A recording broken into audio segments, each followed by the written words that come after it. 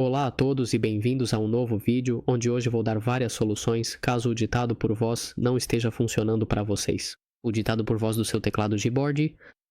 Para isso, a primeira coisa que vamos fazer é ir aqui nos 4 quadradinhos e depois em configurações.